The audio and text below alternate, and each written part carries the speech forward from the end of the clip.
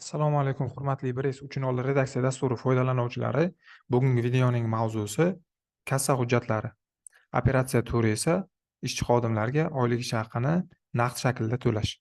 Buning uchun banki kassa menyusidagi kassaviy dokumenti bo'limiga kiramiz. Kassadan pul chiqishi uchun birinchi navbatda kassamizda pul bo'lishi kerak. Kassani to'ldirish uchun поступление tugmasi bosiladi. Vid operatsiya qismidan esa Получение наличных в banki vid operatsiyasini tanlab, ushbu rekvizitlar to'ldiriladi. Buning o'zi alohida bir mavzu. Buni boshqa videolarimizda ko'rsatib o'tamiz. Ishchilarga oylik ish haqini berish uchun Выдача tugmasi bosiladi va vid operatsiya qismidan Показать все tugmasini bosib, o'zimizga kerakli vid operatsiyani tanlab olishimiz mumkin. Bizga asosan quyidagi 3 turdagi vid operatsiyalar kerak bo'ladi. Bular выплата заработной платы по ведомостям, выплата заработной платы работнику, выплата сотруднику по договору подряда. Biz hozir выплата заработной платы по ведомостям bo'yicha ko'rib chiqamiz. Ya'ni oylik ish haqini vedomost bo'yicha to'lash. Nomer qismi o'zi avtomatik ravishda shakllanadi.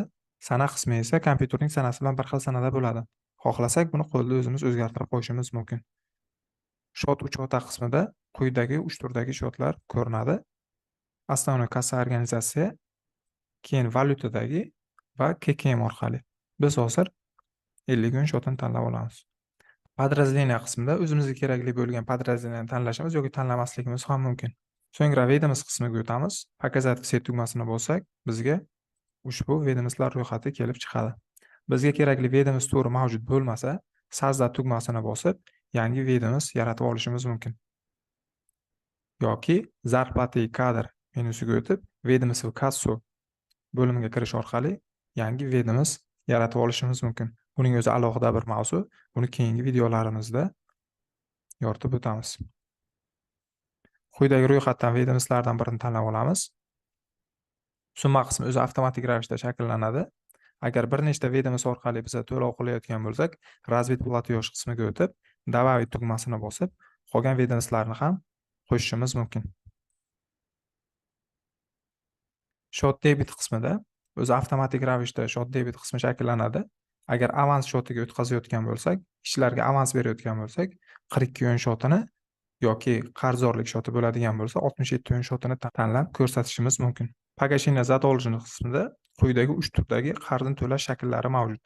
Не погашать, автоматический, выбрать корреспондентский счет. Не погашатni tanlaganimizda shot debitda qaysi shot turgan bo'lsa, o'zi faqat shu shotga provodga beradi. Avtomatikini tanlaganimizda agar korxonaning qarzi bo'ladigan bo'lsa 67 ga provodga beradi, avansga o'tkazayotgan bo'lsa 42 ga provodga beradi.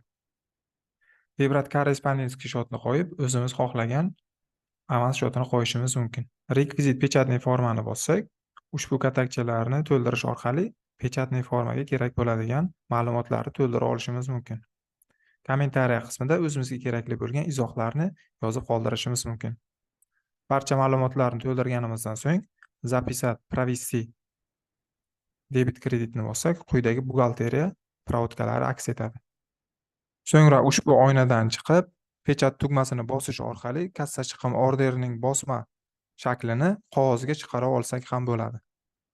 Провести закрыть tugmasini bosganimizdan so'ng, kassaviy dokumenti, ya'ni kassa hujjatlari ro'yxatida ushbu hujjatimiz aks etadi. Keyingi hujjatimizga o'tamiz. Buning uchun Выдача tugmasini bosamiz. Va vid operatsiya qismidan Показать все tugmasini bosib, выплата заработной платы работнику, ya'ni oylik ish haqini ishchilar bo'yicha to'lash operatsiya turini tanlab olamiz.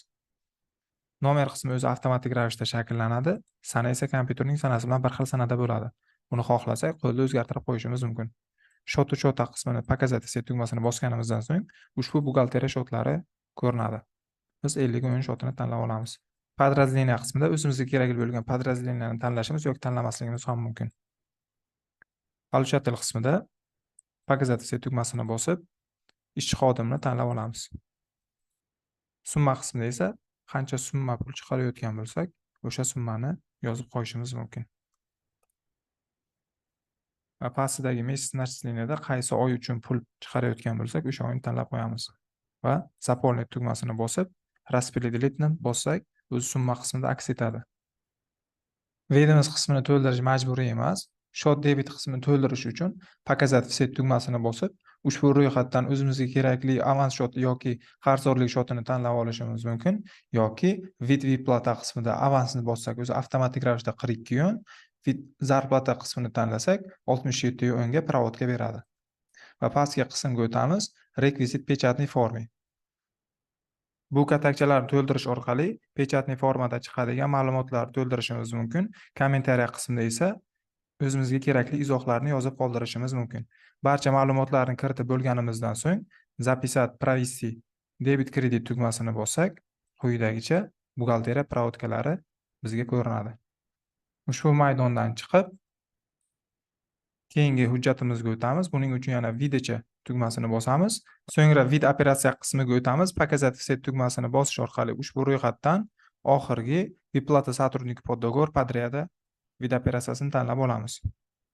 Ya'ni bu dogovor GPX. GPX shartnomasi orqali xodimlarga to'lov qilish. Nomer qismi o'zi avtomatik ravishda shakllanadi, sana qismi esa kompyuterning sanasi bilan bir xil bo'ladi. Buni qo'lda o'zgartirib qo'yishimiz mumkin. Shot uchota qismida esa o'zimizga kerakli buxgalteriya shotini tanlab olishimiz mumkin. Подразделение qismiga o'zimizga kerakli bo'lgan подразделение tanlashimiz yoki tanlamasligimiz ham mumkin. Получатель qismida ishchi xodimlardan birini tanlab olamiz. Summa qismini o'zimiz qo'lda yozib qo'yishimiz mumkin.